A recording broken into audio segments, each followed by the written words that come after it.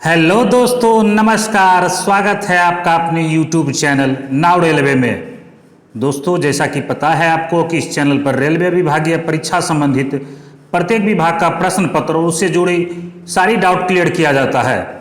दोस्तों, पिछले दिनों से जब से जीडीसी का नोटिफिकेशन आया है तब से तरह तरह के सवाल कैंडिडेट्स के आ रहे हैं। उसमें से आज हम लोग 4-5 सवालों का जवाब प्रूफ के साथ देंगे। सवाल कुछ इस प्रकार से हैं। क्या है एनएफआर वाले न्यूनतम सेवा पत्र का मामला जो कल परसों से वायरल हो रहा है। दूसरा सवाल है म्यूचुअल ट्रांसफर और जीडीसी दोनों एक साथ हो सकता है क्या। तीसरा प्रश्न है वर्कशॉप स्टाफ जीडीसी परीक्षा दे सकते हैं या नहीं। और चौथा प्रश्न है आपका एजुकेशनल क्वालिफिकेशन कब तक सर्विस शीट में जमा होना चाहिए, यानी ऐड होना चाहिए।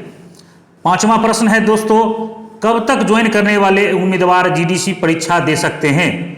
तो दोस्तों, ये पांचों सवाल के जवाब हम आज आपको इस वीडियो के माध्यम से प्रूफ के साथ देंगे आपको। अगर आपने अभी तक इस चैनल को सब्सक्राइब नहीं किया है तो प्लीज़ इस चैनल को सब्सक्राइब कर ले और अपने दोस्तों के बीच शेयर कीजिए। तो दोस्तों, पहला प्रश्न है क्या है एनएफआर वाले न्यूनतम सेवा पत्र का मामला। तो दोस्तों, एक पत्र वायरल हो रहा है ये 4/7/2023 का, जिसमें से एनएफआर जोन ने अपने सारे डिवीजन को एक पत्र लिखा है। 5 साल वाले स्कीम में इससे पहले भी 20/12/2022 को एक मीटिंग हुई थी रेलवे बोर्ड की। उसके रिगार्डिंग ये देखिए, उसका लेटर है 20/12 को।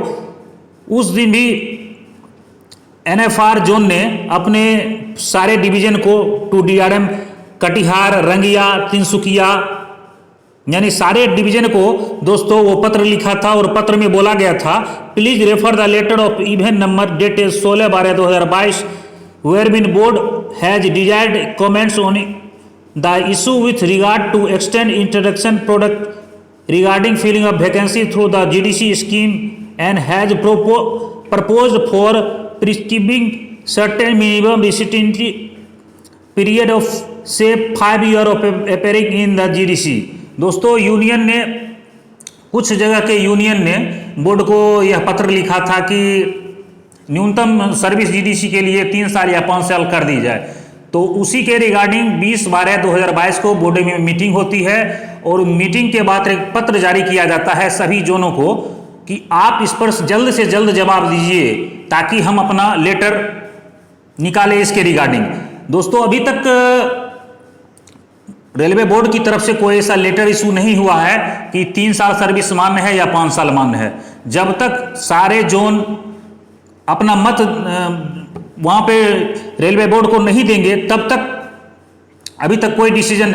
तो ये अभी जो 15 जुलाई को जीडीसी की वैकेंसी दोस्तों निकलने वाली है, तो उसमें 7 जुलाई तक सारे जोन को रेलवे बोर्ड को अपना मत देना है। उसी के अनुसार रेलवे बोर्ड सर्कुलर वैकेंसी निकालेगी दोस्तों। तो दोस्तों, एनएफआर के बारे में आप क्लियर हो जाइए। बहुत सारे अफवाह भी उड़ रहे हैं कि 5 साल का रोक लग गया, 3 साल का रोक लग गया। अभी ऐसा कुछ नहीं है। इसमें दिया गया है 4 तारीख वाले लेटर में दिया गया है in it is therefore once again requested to furnish comments on above issue to this office latest by 12/7/2023 तक, यानी 12/7/2023 तक अपना मत रेलवे बोर्ड को भेजना है हर एक जोन को दोस्तों। तो इसलिए इस लेटर पे आप ज़्यादा अफवाह पर ध्यान नहीं दें। जो फैसला होगा रेलवे बोर्ड का वह सभी के लिए मान्य होगा दोस्तों। अब दूसरा सवाल जो पूछा जा रहा है म्यूचुअल ट्रांसफर और जीडीसी दोनों एक साथ हो सकते हैं क्या। तो दोस्तों, इसके बारे में भी आपको बता दें, अगर आप म्यूचुअल ट्रांसफर से आपको एनओसी मिल गया, आप दूसरे जोन में चले गए, तो उसके बाद अभ्यर्थिता आपकी खत्म हो जाएगी। देखिए, इसके लिए महत्वपूर्ण निर्देश दिया गया है। ये अभी कुछ दिन पहले WCR में निकला हुआ था GDC का वैकेंसी, उसी के रिगार्डिंग में आपको दिखाने की कोशिश कर रहा हूं। अभ्यर्थी 1 जून 2023 को पश्चिम मध्य रेलवे का नियमित कर्मचारी होना चाहिए। जो लोग इस्तीफा देते हैं या पश्चिम मध्य रेलवे से अन्य रेलवे में स्थानांतरित हो जाते हैं, यानी कि ट्रांसफर किसी भी, या ऑन रिक्वेस्ट हो या म्यूचुअल हो, किसी बेस पे हो, उन्हें पैनल में शामिल करने पर विचार नहीं किया जाएगा। तो इसका भी डाउट आपको दोस्तों क्लियर हो गया। अब तीसरा प्रश्न आता है दोस्तों, वर्कशॉप स्टाफ GDC परीक्षा दे सकता है या नहीं दे सकता है। बहुत सारे अभी अफवाह का दौर है दोस्तों, झूठे अफवाह बहुत जल्दी फैल जाते हैं। तो दोस्तों आपको क्लियर कर देना चाह रहा हूं कि GDC एग्जाम RPF को छोड़कर रेलवे के सभी नियमित कर्मचारी दे सकते हैं। देखिए इसमें से पढ़िए, रेलवे भर्ती सेल WCR जबलपुर नीचे दिए गए रिक्तियों के अनुसार GDC कोटा के तहत सहायक लोको पदों के लिए निम्नलिखित पदों को भरने के लिए पश्चिम मध्य रेलवे के नियमित और पात्र कर्मचारियों RPF को छोड़कर से ऑनलाइन आवेदन आमंत्रित करता है। तो दोस्तों इसका एक और प्रूफ हम दे रहे हैं आपको। ईस्ट सेंट्रल रेलवे में 2019 में जो GDC की वैकेंसी आई थी, उसमें से बहुत लड़के का रिजल्ट भी हुआ था, LP जूनियर इंजीनियर, उसके बाद गुड्स गार्ड्स में, तो उसका भी प्रूफ मैं आपको दिखा रहा हूँ। ये देख लीजिए, चौथे नंबर में एक कैंडिडेट है, पहले पढ़ ली, the list is only information of candidate, this is not in merit.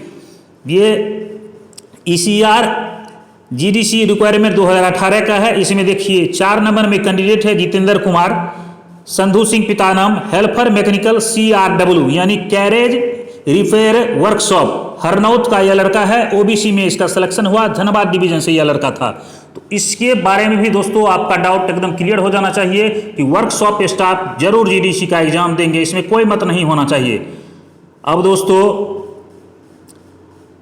आपका चौथा प्रश्न जो काफी महत्वपूर्ण प्रश्न है दोस्तों, आपका एजुकेशनल क्वालिफिकेशन कब तक सर्विस सीट में ऐड होना चाहिए। तो दोस्तों जिन्होंने अभी तक सर्विस सीट में अपना एजुकेशनल क्वालिफिकेशन ऐड नहीं किया है, दोस्तों आपको बता देना चाह रहा हूं कि एप्लीकेशन फॉर्म के अंतिम दिन तक आपका सर्विस सीट में एजुकेशनल क्वालिफिकेशन ऐड होना चाहिए। देखिए इसका भी नोटिस आपको दिखा रहे हैं। अनुबंध 1 के अनुसार ऑनलाइन आवेदन करने की अंतिम तिथि तक उम्मीदवारों के पास मान्यता प्राप्त बोर्ड विश्वविद्यालय संस्थान से इस GDC अधिसूचना 2/2023 के पदों के लिए निर्दिष्ट अपेक्षित न्यूनतम शैक्षिक योग्यता होनी चाहिए। आवेदन की अंतिम तिथि तक उम्मीदवारों के पास अपेक्षित शैक्षणिक योग्यता होनी चाहिए और इसे कर्मचारियों की सेवा पत्रक में भी अंकित किया जाना चाहिए। तो दोस्तों ये लाइन सही से आप नोट कर लीजिए। निर्धारित न्यूनतम शैक्षणिक योग्यता की अंतिम तिथि के परिणाम की प्रतीक्षा कर रहे लोगों को आवेदन नहीं करना चाहिए। बहुत सारे कमेंट दोस्तों टेलीग्राम व्हाट्सएप ग्रुप में लोग कर रहे थे कि सर मैंने अपने तरफ से तो एग्जाम दे दिया, अब रिजल्ट आ जाएगा तो मन होगा कि नहीं मन होगा। मैंने वहाँ भी उनको कमेंट्स में बताया था कि आप जब से ज्वाइन कर लिए हैं उसके बाद से आपका क्वालिफिकेशन मान्य नहीं होगा रेलवे में।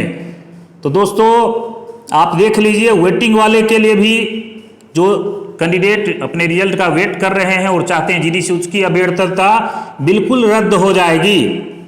तो दोस्तों ये सब डाउट आपके क्लियर हो गए। अब आपका प्रश्न रहा 5वां, कब तक ज्वाइन करने वाले उम्मीदवार GDC परीक्षा दे सकते हैं। सबसे ज़्यादा प्रश्न यही पूछा जा रहा है। तो दोस्तों इसके रिगार्डिंग अभी कोई बात करना सही नहीं है जब तक रेलवे बोर्ड का प्रॉपर लेटर नहीं आ जाए। बहुत से अनुमान लगाया जा रहा है कि इस बार कुछ न्यूनतम सर्विस रेलवे बोर्ड के द्वारा फिक्स किया जाए, क्योंकि यूनियनों के द्वारा लगातार दबाव बनाया जा रहा है और इस पे रेलवे बोर्ड भी सहमत हुआ था, सबों से मत मांगा था, सब जोन से। और उसके बाद दोस्तों एक बात और आपको क्लियर कर देना चाह रहा हूं, जिस दिन से आपका ऑनलाइन फॉर्म फिलअप का डेट होगा उससे 10-15 दिन या 1 महीने पहले आपको नियमित कर्मचारी होना चाहिए। ये रूल बिल्कुल लागू होगा। अगर आप रेगुलर कर्मचारी वाला रूल अगर लागू होगा तो ये आप माइंड में सेट कर लीजिए कि ये रूल जरूर से जरूर रहेगा। अभी तक जितने भी जीडीसी एग्जाम हुए हैं, चाहे किसी भी जोन के हो, सब में यह रूल रहता है। ये ना कि आप जीडीसी बीच में आप ज्वाइन कर लिए हो फिर तुरंत आप फॉर्म भर दे सकते हैं, ऐसा रूल बिल्कुल नहीं होता है दोस्तों। तो दोस्तों आशा है कि आप लोग के क्वेश्चन का मैं संतोषपूर्वक जवाब देने का प्रयास किया हूं। तो दोस्तों मिलते हैं फिर नए वीडियो के साथ। अगर आप लोगों ने सब्सक्राइब नहीं किया है इस चैनल को तो प्लीज कर लीजिए। आपको इस चैनल पर रेलवे विभागीय परीक्षा संबंधित सारी जानकारी उपलब्ध करवाती रहेगी। दोस्तों आज तक के लिए इतना ही। जय हिंद, जय भारत।